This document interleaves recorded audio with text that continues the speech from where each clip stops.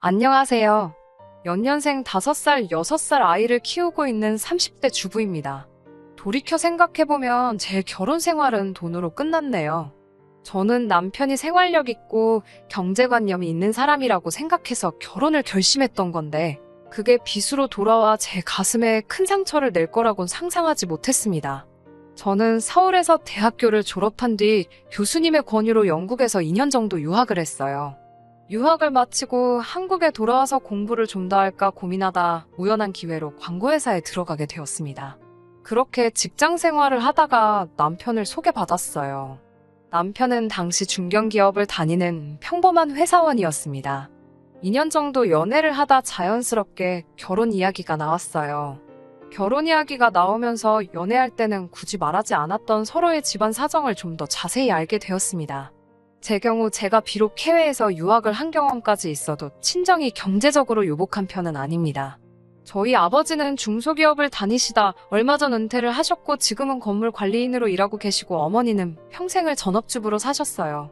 두 분 재산이라고 해봤자 지금 살고 계신 아파트와 적금 얼마가 전부인 걸로 알아요.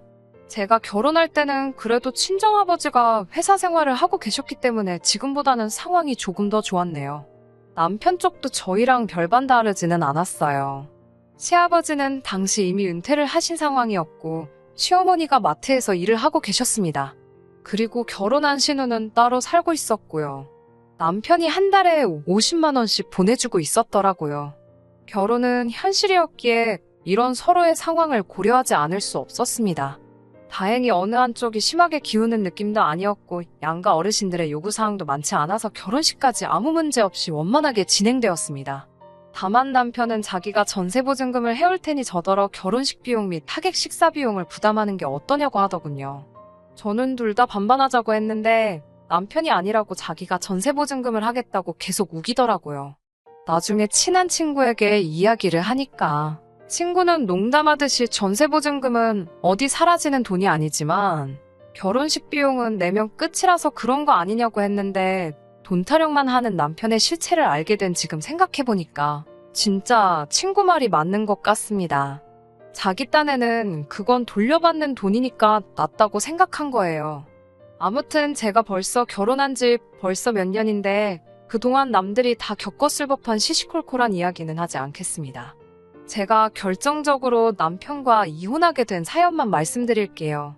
저희는 결혼할 때 신혼은 한 1, 2년 정도 즐기고 아이를 갖자고 서로 이야기가 된 상황이었어요. 그런데 어쩌다 보니 결혼하고 얼마 지나지 않아서 바로 아이가 생겼습니다.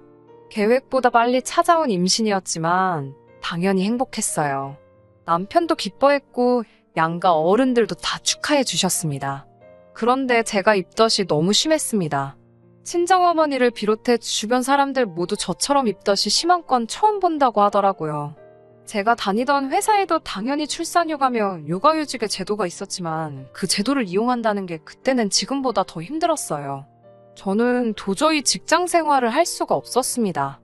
출근하면 화장실에서 보내는 시간이 더 많은 느낌이었고, 비록 팀원들이 저에게 따로 불평불만을 표현하진 않았어도 제가 너무 눈치가 보여서 하루 종일 가시방석에 앉아있는 기분이었으니까요.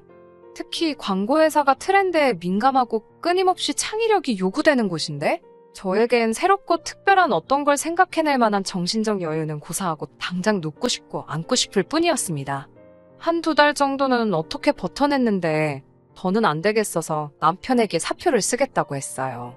그리고 솔직히 그때만 해도 남편이 먼저 관두라고 해줄 줄 알았는데 아무런 말이 없어서 이미 서운한 상황이었거든요.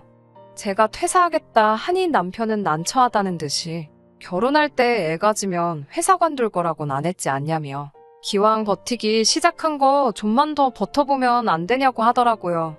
제가 당장 식사도 제대로 못하고 거의 울면서 출퇴근을 하는 걸 뻔히 알면서도 저렇게 나오니 얼마나 서운했는지 모릅니다.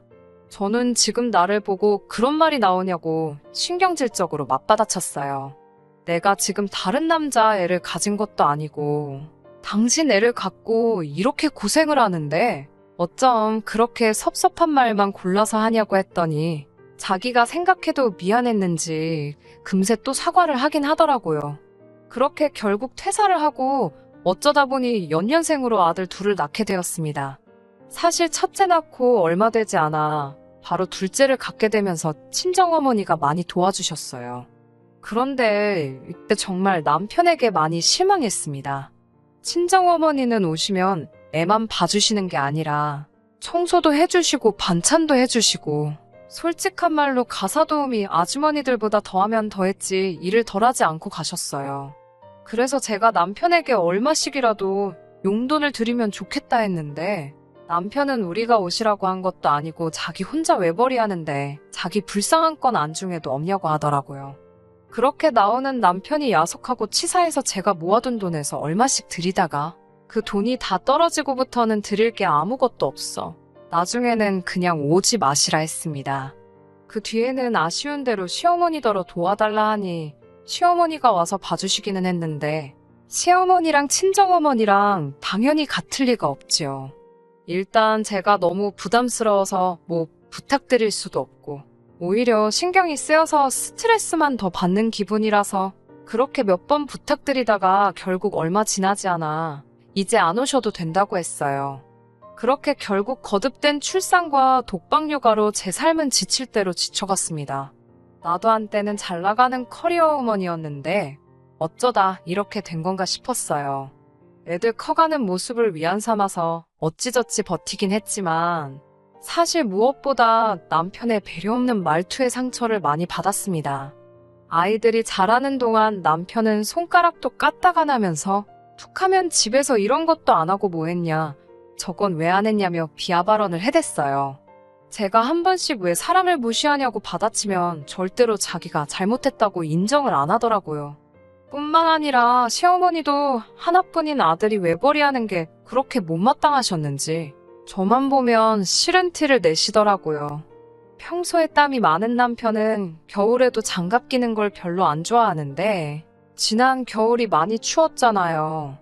그렇다 보니 남편 손이 많이 텄더라고요. 제가 그렇게 로션 좀 발라라 장갑 좀 껴라 해도 고집이 세서 들은 척도 안 하더니 손이 불긋불긋해졌었는데 연말에 가족 모임을 하다가 시어머니가 그걸 보셨습니다. 시어머니는 정말 화가 가득한 눈으로 남편 손과 저를 연신 번갈아 보시더니 너는 집에서 애 키우고 살림만 하는 애가 밖에서 고생하고 들어오는 남편한테 설거지라도 시키는 거냐며 호통을 치시더군요. 저희 남편, 저랑 결혼한 이후로 정말 부엌에 자기 라면이나 끓여 먹으러 한 번씩 들어가지. 설거지는 무슨 시어머니 이야기를 듣고 있는데 어이가 없더라고요. 그래서 제가 어머님 아들이 설거지를 한다고요. 저는 금시초문인데요. 하니까 남편도 멋쩍은지 이거 추워서 튼 거라며 신경 쓰지 말라고 하더군요.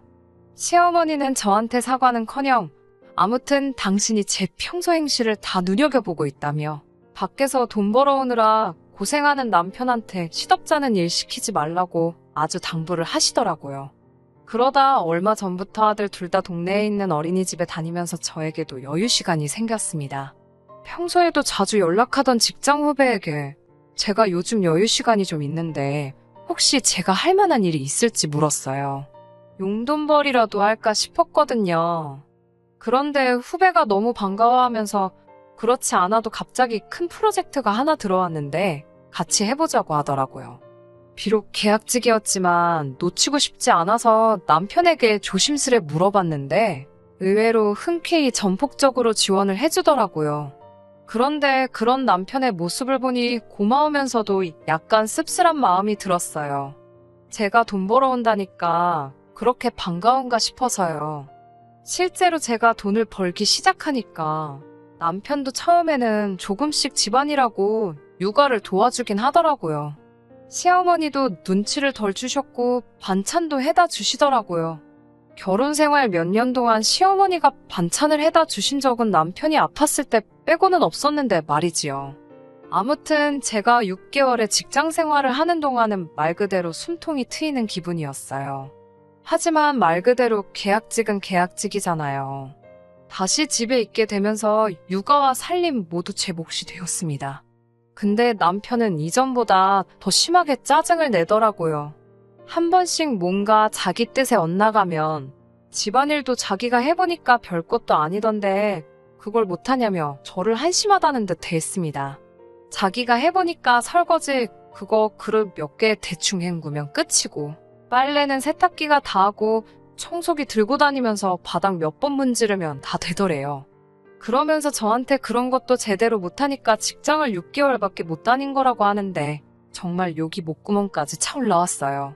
나도 지랑 결혼만 안 했으면 계속 직장 생활하면서 커리어우먼으로 살 수 있었는데 그런 생각도 들고 아니 내가 지금 어디서 자식을 낳아온 것도 아니고 지 자식들 키우느라 이렇게 고생하고 있는데 저 인간은 그런 건 하나도 안 고마운가 싶고 별별 생각이 다 들더라고요. 확 애들 데리고 집을 나가버릴까 그런 생각도 했지만 제가 당장 머리도 없고 능력이 없으니 일을 저지를 수도 없었고요. 그러다 얼마 전 저에게 일을 소개해줬던 그 후배가 내일 시간 되면 같이 커피나 한잔할까 그러더라고요.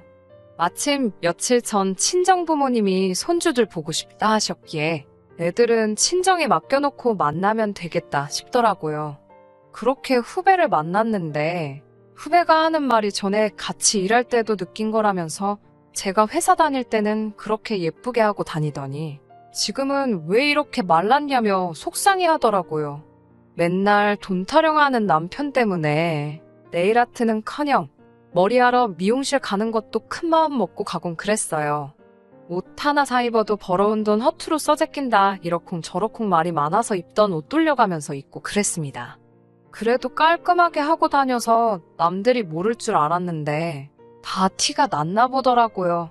후배 말을 듣고 있는데 창피하면서도 뒤통수를 한 대 맞은 것처럼 정신이 들더라고요. 내가 왜 이렇게 살고 있나 싶으면서 이건 아니다라는 어떤 깨달음이 딱 느껴졌어요. 저는 후배에게 정말 부탁인데 어디든 좋으니까 일할 데 없겠냐고 한 번만 더 도와달라고 했습니다. 그러자 후배는 기다렸다는 듯이 그럼 자기랑 같이 해보자고 그러더군요. 그게 무슨 말이냐고 하니까 자기가 이번에 나와서 회사를 차리는데 마음 맞고 능력 있는 몇몇 주변 사람들하고 함께 시작하려고 그런다면서 마침 제가 그렇게 생각이 났다고 하더라고요. 후배가 제안한 연봉과 복지는 대기업 뺨치는 수준이었습니다. 고민할 거 없이 당연히 그 자리에서 좋다고 했고 그렇게 이번엔 정직원으로 취직을 하게 되었습니다. 그리고 그날 밤 남편에게 낮에 있었던 일을 이야기했어요. 그런데 저번엔 그렇게 좋아하고 전폭적으로 지지해주던 남편이 기대와는 영 다른 반응을 보이더라고요. 한다는 말이 여자가 그렇게 일한다고 밖으로 싸돌면 애들은 누가 키우냐고요. 그래서 애들도 이제 제법 커서 금방 유치원 가고 학교 갈 거고 그래도 도움이 필요하면 우리 친정어머니가 도와주실 수도 있다고 하니까 그럼 또 장모님 돈 들이자고 할 거 아니냐고 그래요.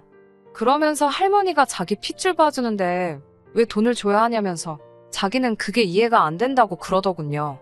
저희 친정어머니 한 번도 저한테 돈 이야기 먼저 하신 적 없고 오히려 맨날 물려입는 둘째 안 됐다고 옷 사주시고 애들 간식 사주시고 그러시거든요.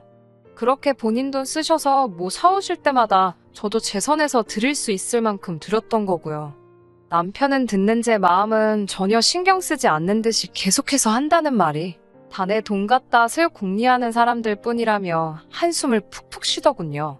그래서 제가 아니 이제 나도 돈 벌 건데 왜 그런 식으로 말하냐 하니까 너 뭐 그거 가서 몇 달이나 버티겠어라며 옛날 일을 끄집어내더라고요. 다른 여자들은 양수가 터질 때까지도 출근해서 일하고 그런다는데 넌 몇 달도 못 버티고 그냥 때려치고 근성이 없다나요. 그래서 이번에도 안 봐도 뻔하다고 빈정거리더군요. 그러면서 계속 한다는 말이 그때 정신력으로라도 좀만 참았어 보라고. 그럼 지금 직급이 얼마나 높아지고 돈도 얼마나 많이 벌어오고 있겠냐며 절 생각하면 답답해서 속이 터진대요. 애들 출산으로 인해 제 경력이 단절되고 그 이후로 여자로서 제 인생은 포기하고 오로지 아내로서 엄마로서만 살아왔는데 남편이 저렇게 생각하고 있을 줄은 꿈에도 몰랐습니다. 돈 좋아하고 인색한 사람인 건 알았는데 설마 마음까지 저렇게 인색할 줄이야. 정말 제 마음속 어딘가에서 유리창이 깨지듯 와장창 박살나는 소리가 들리는 듯 했습니다. 제가 남편에게 지금 한 말 다 진심이냐고 물으니 그럼 자기가 장난하는 것 같냐고 그래요. 그래서 제가 도대체 바라는 게 뭐냐고, 내가 일을 했으면 좋겠어, 안 했으면 좋겠어? 나보고 어쩌라는 거야 하니까 남편은 돈 벌어온다고 육아 살림 대충하고 친정에 돈 퍼다가 나를 거면 그냥 하지 말라는 거예요. 아니, 돈 안 벌어올 때는 돈 안 번다고 난리더니 이제 돈 벌어온다니까 친정에 가져다 줄까봐 벌벌 떠는 그 모습을 보고 있자니 내가 미쳤다고 이제껏 이런 인간이랑 살았나 싶더라고요. 무슨 누가 저한테 찬물 한 바가지를 끼얹기라도 한 듯 정식이 싹 들어서 저도 남편에게 맞섰습니다. 나 이 일 할 거고 친정어머니가 우리 애들 봐주시면 한 달에 100만 원씩 드릴 거라고요.